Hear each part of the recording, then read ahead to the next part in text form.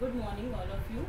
आज मैं BEd second year का फर्स्ट पेपर जो है आपका ज्ञान एवं पाठ्यक्रम नॉलेज एंड करिकुलम, इसके अंतर्गत जो यूनिट हमारी 3 है शैक्षिक विचारक एवं बाल केंद्रित शिक्षा, educational thinkers and child centred education, इसके विषय में हम अध्ययन करेंगे। सर्वप्रथम हम देखेंगे कि जो बाल केंद्रित शिक्षा है वो क्या होती है। तो बाल केंद्रित शिक्षा के विषय में मैं इतना बताऊंगी आपको कि प्राचीन काल में शिक्षक का जो स्थान था वही प्रमुख था और बालकों को उसमें सेकेंडरी या द्वितीय स्तर पे रखा जाता था। परंतु धीरे धीरे करके समय परिवर्तित हुआ और मनोविज्ञान ने जब शिक्षा में प्रवेश किया तब से जो शिक्षण व्यवस्था थी वो बाल केंद्रित हो गई, जिसका प्रमुख उद्देश्य बालक का चहुमुखी विकास या बालक का सर्वांगीण विकास करना था। इसके अंतर्गत बालक की जो रुचियाँ होती थी, उनकी योग्यताओं को, उनकी प्रवृत्तियों को, उनकी क्षमताओं को अधिक से अधिक निखार करके उनका सर्वांगीण विकास किया जाना ही बाल केंद्रित शिक्षा कहलाती है।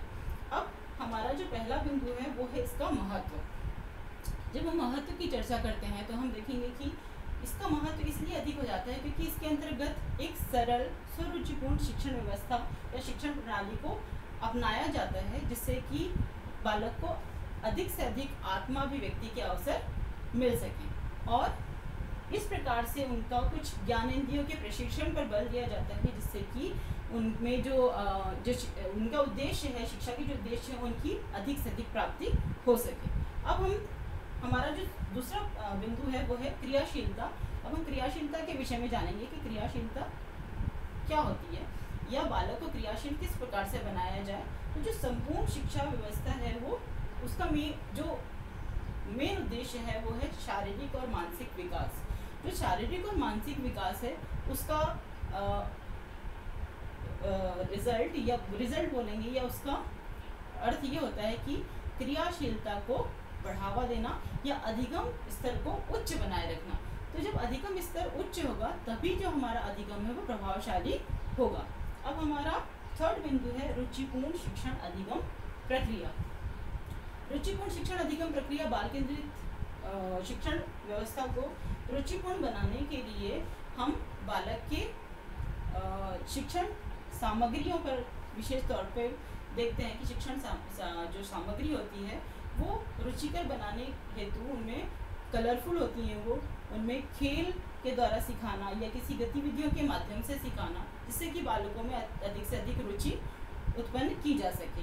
इसके अंतर्गत पाठ्य सहगामी क्रियाओं का विशेष महत्व होता है। पाठ्य सहगामी क्रियाओं का अर्थ ये होता है कि जो हमारा सिलेबस है उससे अलग हट करके हम कुछ ऐसी एक्टिविटीज़ कराते हैं, कुछ ऐसी गतिविधियाँ कराते हैं जिससे कि बालकों का सर्वांगीण विकास संभव हो सके। फिर है इसमें शिक्षण सहायक जो सामग्री होती है उसका प्रयोग करना। उसका प्रयोग करने का अर्थ ये होता है कि जब शिक्षण सहायक सामग्री प्रयोग की जाती है तो जो अधिगम स्तर है वो कहीं ना कहीं उच्च कोटि का हो जाता है, क्योंकि बालक के अधिक से अधिक सेंसेस का उसमें उपयोग हो रहा है। उसके बाद हम आते हैं प्रभावशाली शिक्षण अधिगम प्रक्रिया।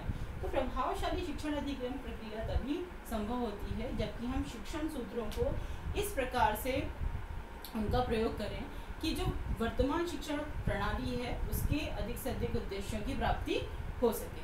फिर है हमारा बालक का सर्वांगीण विकास।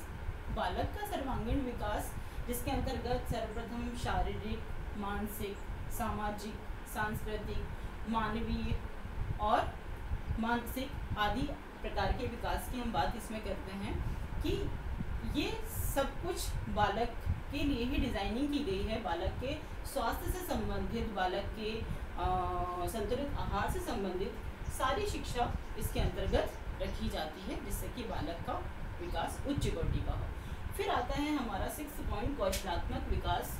तो आज हम देखते हैं कि आज के समय में औद्योगिक या फिर जो भौतिक विकास है उसका प्रमुख साधन है कौशल विकास। तो जो कौशल विकास है वो प्राथमिक स्तर या पूर्व प्राथमिक स्तर से ही प्रारंभ कर दिया जाता है कि मिट्टी के खिलौने बनाना या मिट्टी की कलाकृतियाँ या मिट्टी से कुछ मिट्टी के कोई कलाकृतियों का निर्माण करना या फिर पेड़ पौधों को लगाना या पेड़ पौधों को उनको पानी देना या उनको सहेज कर संजो करके उनको बड़ा करना।